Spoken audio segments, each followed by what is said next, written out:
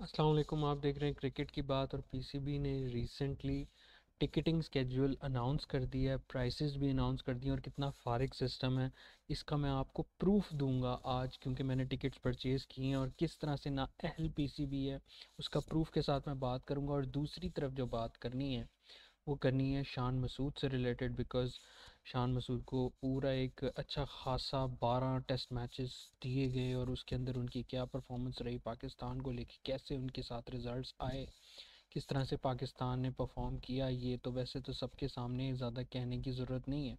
तो खैर स्टार्ट करते हैं कि पीसीबी ने पहले तो अनाउंसमेंट दे देता हूँ कि उन्होंने टिकट्स का अनाउंस कर दिया और आज 28 जनवरी को टिकट्स लॉन्च होनी थी दोपहर को 2 बजे।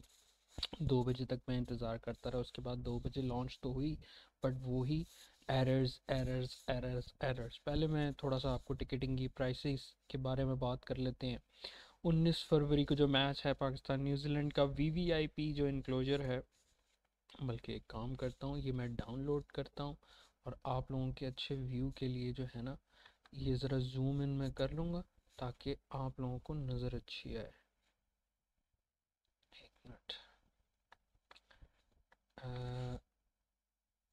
जूम इन करके आप लोगों को ज़रा चीज़ ज़रा नज़र अच्छी आ जाएगी। ओपन फाइल, अब आपको ज़रा सही नज़र आएगी जी। ये है चैम्पियंस ट्रॉफी की, इन्होंने डेट्स तो दी हुई थी लेकिन प्राइसेस जो है वो अनाउंस नहीं की थी। अब प्राइसेस की हम रिव्यू करते हैं उसकी प्राइसेस को। ये जूम क्यों नहीं हो रही? असल में मेरे ख्याल मल्टीपल फाइल्स खुल गई हैं, मैंने 3-4 दफ़ा क्लिक किया ना उसकी वजह से। अब हो जी। टिकट प्राइसिंग है पाकिस्तानी वेन्यू के अंदर, ये पीकेआर के अंदर है। 19 फ़रवरी को मैच है पाकिस्तान न्यूजीलैंड का। वीवीआईपी जो इनक्लोजर ग्राउंड फ्लोर के ऊपर कराची में जो न्यू पवेलियन बना गया उसकी 20,000 रुपये टिकट है फ़ी बंदा पर पर्सन। गैलरी में 25,000 और फिर वीआईपी में 12,000, 7,000 प्रीमियम, 4,000 फर्स्ट क्लास और जनरल में 2,000। बाकी इसी तरह अफ़गानिस्तान, सो सॉरी पता नहीं क्यों बार बार हो रहा है बंद। अच्छा जी, 21 को फिर अफ़गानिस्तान साउथ का, उसमें VVIP 13,000, gallery 18K, VIP 17K। और ये जो वीवीआईपी है ये मेरा ख्याल अभी डिफ़ाइन नहीं किया है क्योंकि वो अंडर कंस्ट्रक्शन है। जब वो बन जाएगा तो उसके बाद शायद इसको डिस्क्लोज़ करेंगे। तो बाकी ये 7,003। तो खैर मैं आपसे अभी जो बात करना चाह रहा था वो रावलपिंडी, क्योंकि मैं इस टाइम इस्लामाबाद बैठा हूँ अपने ऑफिस में बैठ के वीडियो बना रहा हूँ आप लोगों के लिए। लेकिन जो सबूत मैं आपको देना चाह रहा था कि हमने जो बुकिंग करना चाहिए वो बुकिंग करना चाहिए, मैं और मेरे कज़न्स थे। 25 फ़ेब को ट्यूसडे वाले दिन ऑस्ट्रेलिया वर्सेस साउथ का मैच, जिसके अंदर गैलरी 12,000 था, वीआईपी 5,000 था, प्रीमियम 3,000 था, फर्स्ट क्लास 15,000 था और जनरल 1,000 था। अब हमने जब बुकिंग करना चाहिए तो सबसे पहला जो मसला आया वो ये आया कि एक एनआईसी के ऊपर 4 बंदों से ज़्यादा इंक्लूडेड नहीं है। तो उसके अंदर अगर मैं आपसे बात करना चाहूँ, मैंने अपने कज़न्स को कहा यार तुम अपने सारे, क्योंकि जब आप बुकिंग पे जाएंगे तो वो सबसे पहले आपसे एनआईसी पूछेगा। एनआईसी पूछने के बाद जब आप अपना एक बंदा अपना एनआईसी देगा, उस एनआईसी पे 4 जो विज़िटर्स अलाउ हैं। तो एक एनआईसी के ऊपर 4 से ज़्यादा टिकट्स परचेज़ नहीं हो सकती। तो वो क्या हुआ, मैंने अपना एनआईसी डाला, फिर अपने कज़न्स को मैसेज किया कंफर्मेशन के लिए कि भाई आप लोग जाना चाह रहे हैं। उन्होंने कहा बिल्कुल जाना चाह रहे हैं। बात तय हुई, उनके एनआईसी लिए, उनकी डेट ऑफ बर्थ ली, सिटी डाला, करते कराते सारी बुकिंग करते हुए, आपको पता है ये कितना लेंथी प्रोसेस होता है। 4 बंदों की टिकट्स पे उनकी फॉर्म फिल करना, प्राइसिंग डालना, NIC, date of birth, precision मांगती है क्योंकि एक भी डिजिट का काम हो जाए आगे पीछे तो उसमें बड़ा मसला हो सकता है, क्योंकि चैम्पियंस ट्रॉफी है तो सिक्योरिटी टाइट होगी। इसलिए मैंने बड़ा टाइम लेके उसको फिल अप किया। फिल अप करने के बाद क्या होता है जनाब, जब ये देख सकते हैं स्क्रीनशॉट, मैंने अपने ग्रुप में ही, जो अपने कज़न्स के ग्रुप में, ये स्क्रीनशॉट भी भेजा है। ये जो वेबसाइट है उसका भी नाम बता दूँ, pcb.tcs.com.pk। उधर आईसीसी टिकट्स के अंदर जाके यहाँ पे मैंने फ़िल किया तो ये तकरीबन 4000 को अगर आपको नज़र नहीं आ रहा तो मैं फिर थोड़ा कर दूँ, 4060 रुपीज़, 60 रुपीज़ सर्विस चार्जेस के, और 4 टिकट्स थी 4000। तो इधर जब मैंने अपना यहाँ पे पेमेंट ऑप्शन में गया और मैंने कहा भाई मैं डेबिट कार्ड के साथ पे करना चाह रहा हूँ, तो ये यहाँ पे रिक्वेस्ट जो है प्रोसेस में लग गई। अब यही ना अहली मैं आपको दिखाना चाह रहा हूँ। पहला सबूत ये कि रिक्वेस्ट लगेगी प्रोसेस में लगी हुई है, 5 मिनट हो गए, 10 मिनट हो गए, प्रोसेस में ही लगी हुई। इसका तो मुझे समझ आ गई कि भाई ये नहीं होना। फिर मैंने अपने कज़न्स को कहा कि यार एक काम करो, बल्कि नहीं, फिर मैंने दोबारा ये कोशिश की कि जनाब मैं अपना एनआईसी दोबारा डाल के दोबारा ट्राई करता हूँ। फिर देखें उसमें उन्होंने क्या किया कि sorry customer, you have already consume the allowed quota on your CNIC for this match. अब हमने यही मैच देखना था, साउथ वर्सेस ऑस्ट्रेलिया। तो हमने इसके ऊपर अपना NIC डाला और उसके ऊपर अपनी बुकिंग करवाई, और बुकिंग पेंडिंग है, को कंफर्म हुई नहीं है, क्योंकि हमने पे तो अभी करना था, पेमेंट ऑप्शन के ऊपर जाके पेमेंट देनी थी, और यहाँ पे ये लोडिंग पे लग गया। फिर मैंने कहा यार ये मेरे NIC पे, क्योंकि ज़ाहिर है मैंने अपना NIC डाला, और जब आप नेक्स्ट विंडो में जाएंगे, जब एक NIC के आगे बुकिंग करेंगे, तो उन 4 बंदों के भी NIC, उनकी डेट ऑफ बर्थ और उनका NIC नंबर लाजमी चाहिए होता है। मैंने उन चारों का डाला, अपना भी डाला। तो जब मैंने अपना दोबारा, क्योंकि लोडिंग फंस गई थी, उसके लिए दोबारा अप्लाई करने की कोशिश की, तो उन्होंने कहा कि भाई इस NIC के ऊपर नहीं होगा। फिर मैंने अपने वही कज़न्स का में से किसी और का ट्राई किया, उस पर भी एग्जैक्टली यही मैसेज आया कि आपका NIC ऑलरेडी बुक हो चुका है। अब सबसे बड़ी ना अहली ये है कि देखो हमने टिकट ही नहीं बुक की, मतलब हम चारों में से किसी ने टिकट बुक नहीं की, ना हमारे पास कोई कंफर्मेशन है।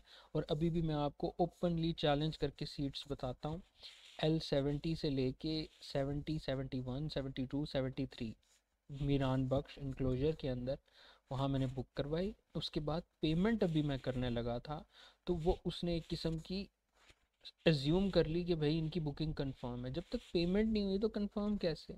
तो ये नाअहली मैं आप लोगों के सामने PCB की एक्सपोज करना चाहता था कि इतना बड़ा इवेंट है और इनका टिकटिंग सिस्टम ही इतना फारग है कि आप ये देखें कि अब हम चारों के NIC के ऊपर टिकट्स परचेज ही नहीं हो सकती इस मैच में, साउथ वर्सेस ऑस्ट्रेलिया। मतलब हम इस देख ही नहीं सकते, किस वजह से कि जनाब इनका लोडिंग पेज काम नहीं कर रहा। ठीक है, तो इस चीज़ पे भी आप लोग होशियार रहिएगा कि अगर आप डेबिट कार्ड या डेबिट क्या, जब आप पेमेंट ऑप्शन में जाएंगे, तो मेरा तो ये मसला हुआ, तो फिर आप लोगों का भी ये बैन हो सकता है कि फिर आप उस मैच के ऊपर अपने NIC अलाउ ही नहीं करें होगा।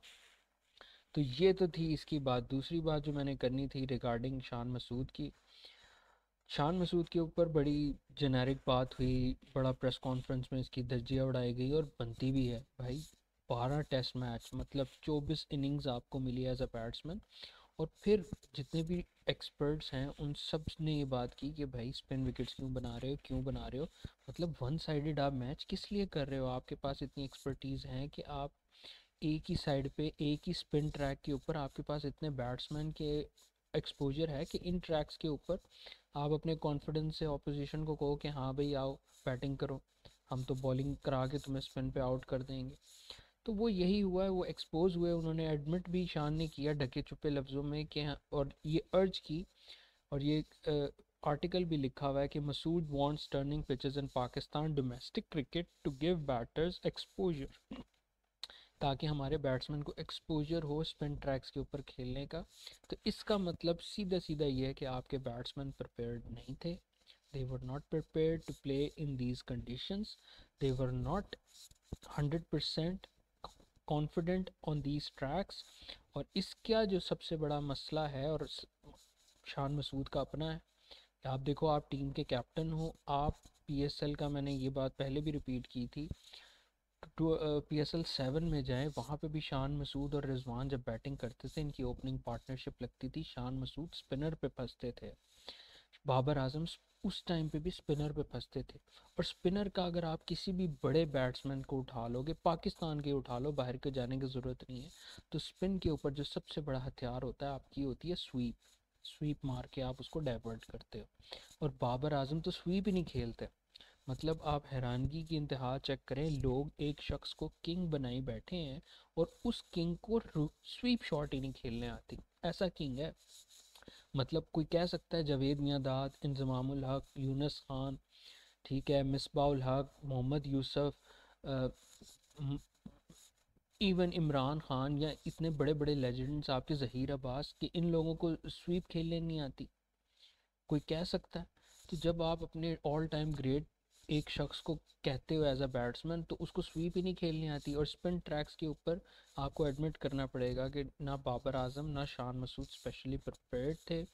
और फिर इसमें स्ट्रैटेजी वाइज कोच की भी गलती है कि आप एक ऐसी पिच, एक ऐसी कंडीशन दूसरे को मुतारिफ करवा रहे हो जिस पे आपने कोई दूसरा रास्ता ही नहीं छोड़ा। मतलब एक होता है ना कि यार एक रास्ता है, आज दुश्मन ने भी उधर से गुजरना है, आपने भी उधर से गुजरना है, आपने गड़ा खोद दी, ठीक। अब और गुजर भी आपने पहले रहे हो। तो इस तरह की चीज़ों में मेरे हिसाब से नाअहली पीसीबी की बड़ी वाज़ेह तौर पे है। तो ये चीज़ सोचनी चाहिए पीसीबी को। और शान मसूद का मुझे तो फ्यूचर बड़ा डार्क नज़र आ रहा है in terms of captaincy, because I don't think he is going to continue as captain in the next world test championship cycle. It is only fair कि कोई नया बंदा इलेक्ट हो और उसको ही फेयर रन दिया जाए for the entire cycle, and then जज हिम ऑन हिज स्टेंट कि वो अपने वर्ल्ड टेस्ट चैम्पियनशिप के साइकिल के अंदर कैसा परफॉर्म करता है। तो शान वॉज हॉरेबल इन हिज मतलब 12 मैचेस, जिसमें से 9 हम हारे, 3 जीते। तो I think he our test captain should be replaced. Shan should no longer continue. तो आई होप कि आपको वीडियो पसंद आई। अगर आपको नहीं पसंद आई, कोई कमेंट है तो प्लीज़ कमेंट सेक्शन में मुझे लाजमी बताइएगा। नेक्स्ट वीडियो तक के लिए अल्लाह हाफ़िज़।